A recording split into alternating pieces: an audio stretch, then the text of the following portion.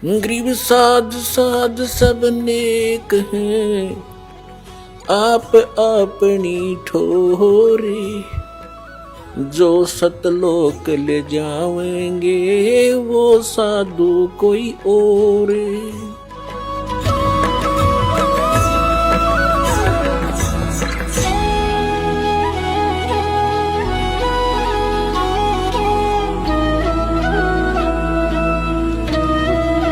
तो ऐसे ही आदरणीय गीसादास साहिब जी को परमात्मा मिले थे।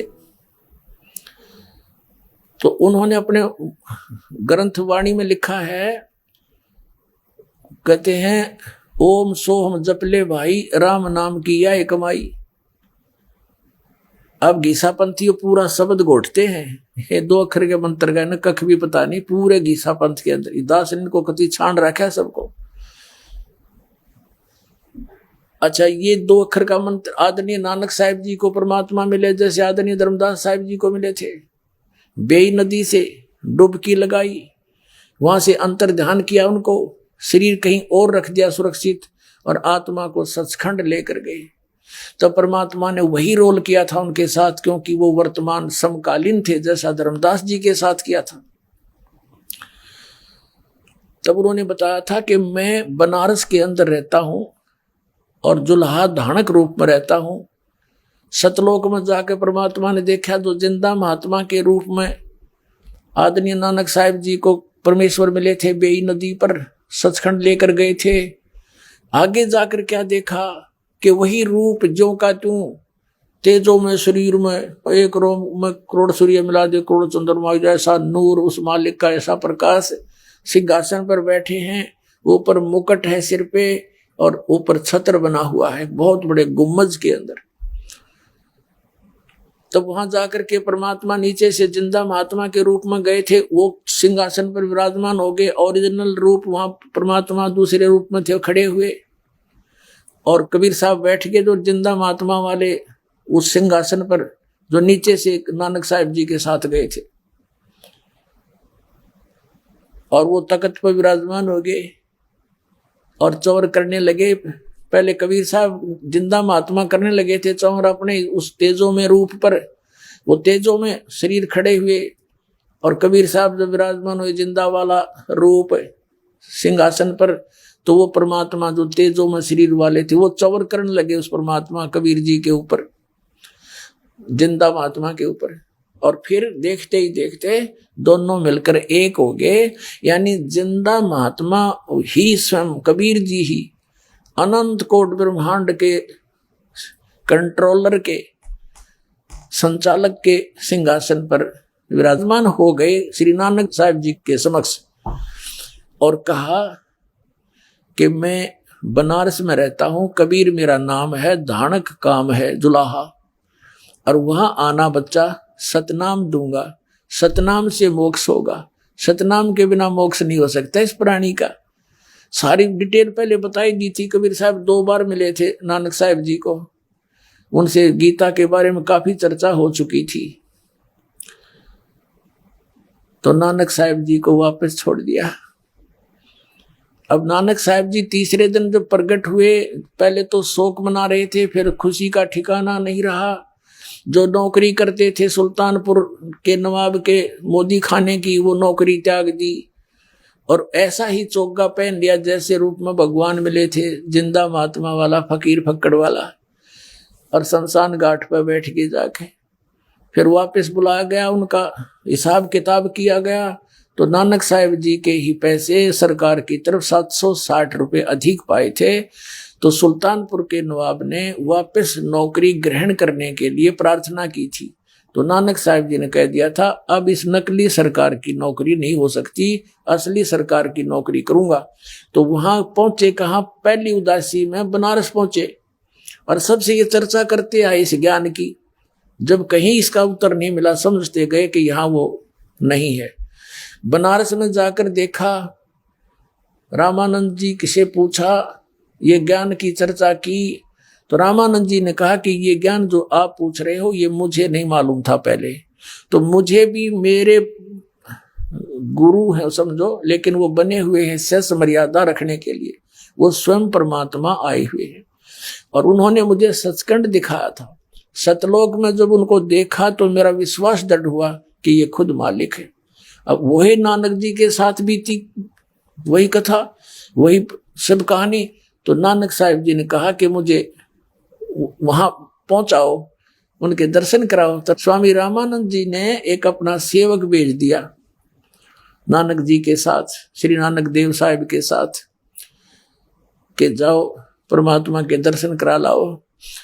अब वो रास्ते में चर्चा करते आ रहे थे। नानक साहिब जी ने उस कबीर साहिब के जो सेवक था, यानी चर्चा ज्ञान सुना करते थे, उनसे चर्चा की कि कोई सचखंड है, ब्रह्मा विष्णु महेश से ऊपर कोई और भी शक्ति है। तो उस बच्चे ने, शिष्य ने सारी कहानी सुना दी जो सुन रखी थी कबीर साहब थे। ओए होए, वो तो अचरज मान गया कि यहाँ के तो बालक भी ये सब ज्ञान जानते हैं। तब नानक साहब जी ने देखा जबा करके, वो कबीर साहब वो परमात्मा जो सतलोक में अनंत कोट ब्रह्मांड का संचालक है और काशी में एक झोपड़ी के अंदर जो लाए का कपड़ा बुन रहा है। तब देखा फाई सूरत मुल्क की वेश, ए ठगवाड़ा ठगी देश, खरा सियाणा बहुता बार, ये धानक रूप रहा करतार। लोगो ये धानक रूप रहा करतार, खुशी का ठिकाना नहीं रहा। और फिर कहा, ये वाणी लिखी है 24 पृष्ठ पे, श्री गुरु ग्रंथ साहिब की 24 पृष्ठ पे। फाई सूरत मुल्क की वेश, ए ठगवाड़ा ठगी देश, खरा सियाणा बहुता बार, ये धानक रूप रहा करतार। लोगों ये अपने आप को छुपाए बैठा है, ये ठग है। प्यार में बोला उन्होंने, होए देखिए ठगवाड़ा, ये भगवान है, ये रब है, ये खुद मालिक है। नीच जात परदेसी मेरा छिनावे छिन जावे बे। नानक साहब कहते हैं मेरा परमात्मा वो नीच जात का, तुम जिसको नीच जात कहते हो, वो खुद मालिक है, धनी है। 721 पृष्ठ पे लिखा है गुरु ग्रंथ साहिब में, एक अर्ज गुप्तम पेश तोदर कौन करतार, हक्का कबीर करीम तू बे ए परवरदिगार, और तेरे चाकरा पा खा के। नानक साहिब जी ने कहा कि मैं तो आपके इन सेवकों के पैरों की धूल हूं, इनको भी गजब का ज्ञान है आपका दिया हुआ। ये परमात्मा बड़ी दया करी, आपका दर्शन हुआ। तो फिर अपने आप को छुपा कर बैठिए। परमात्मा ने कहा, नानक देव अभी इस बात को डिस्क्लोज ना करे, अन्ना तेरी कोई मानने, कौन मानेगा मुझे भगवान। अपनी भक्ति कर और प्रचार कर इस मार्ग का, इस ज्ञान को फैला जितना फैला सकता है। तो मालिक को पता था मानना किसी ने है नहीं, लेकिन ये गवाही बन जाएगी, एक बड़ा समाज तैयार होगा। कम से कम नानक साहिब जी को तो मानेंगे, फिर हम अपना यथार्थ ज्ञान समझा देंगे। तो ऐसे नानक साहिब जी ने 12 वर्ष तक घूम फिर के प्रचार किया। फिर परमात्मा मिले कि पुण्यात्मा अब बंद कर दे, तेरा विरोध घना हो जाएगा, कोई मानता नहीं है, अपनी भक्ति कर पीछा छुटवा, फिर देखेंगे आने दे समय। पर इस सतनाम को अभी डिस्क्लोज ना करना, बताना नहीं किसी को, आपको मैंने दे दिया है। तो उसी दिन से पल्ला गांठ लगा ली कि मैं सतनाम नहीं बताऊंगा, क्योंकि सारी परिचित करा दिया कि अगर आज ये डिस्क्लोज हो गया, खुल गया, सार्वजनिक हो गया, लिख जरूर दे, लेकिन सार्वजनिक ना करना, देना नहीं किसी से इसको, तो ये बच्चे अपने पार नहीं हो पाएंगे। अब इनको उन्होंने ये वाणी के पाठ का भंडारे करना, धर्म करना, ये लगा गए थे। जब मनुष्य जीवन मिलते रहते हैं, मोक्ष नहीं होता, ये तो एक समझो रोगी का ग्लूकोज होता है। तो अब जो मनुष्य जीवन प्राप्त कर रहे हैं वो भटक रहे हैं बेचारे भगवान पाने के लिए, कोई इधर जा रहा है, कोई कहीं जा रहा है।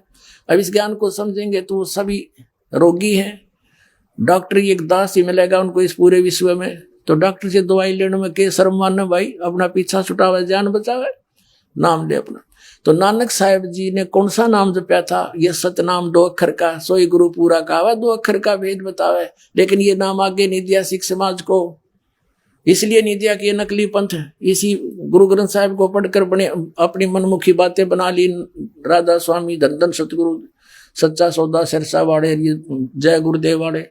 तो उसी से पढ़कर ये सब कुछ अपना नकली पंथ चला लिया, नकली नाम शुरू कर दिए। यदि ये नाम होता इनमें तो आज यही नाम ये दे रहे होते। दास कैसे बताता है इनके पास नाम नहीं है, अरिय अधिकारी है नहीं, क्योंकि शिवदयाल जी का कोई गुरु नहीं। और हमारी परंपरा परमात्मा कबीर साहब से चलकर इस दास तक कति कड़ी जुड़ी हुई एक दूसरे के साथ। तो कनेक्शन बिजली का पावर हाउस से लेकर यहाँ तक एक रस रहेगा तो पावर आएगी, नहीं तो बीच में डिस्कनेक्ट हो गया तो भी नहीं आ सकती। ये भक्ति का मार्ग है, कोई बालकों का खेल है। सबसे उत्तम काम मनुष्य जीवन का ये छोड़ दिया, बाकी और काम लागे, जहाज बनान, कंप्यूटर बनान और ये बम बनाने पे लग गए। बनाना चाहिए था यह भक्ति का बम। और पार हुआ, सारे चले सतलोक में।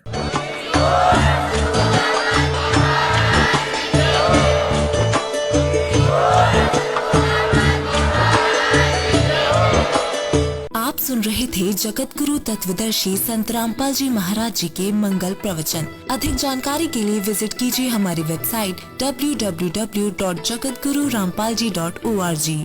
संत रामपाल जी महाराज जी के शुभ आशीर्वाद से पूरे विश्व भर में 500 से भी ज्यादा नाम दीक्षा केंद्र हैं, जिन पर संत रामपाल जी महाराज जी द्वारा ऑनलाइन निशुल्क नाम दीक्षा दी जा रही है। अपने नजदीकी नाम दीक्षा केंद्र का पता करने के लिए संपर्क करें 8222880541।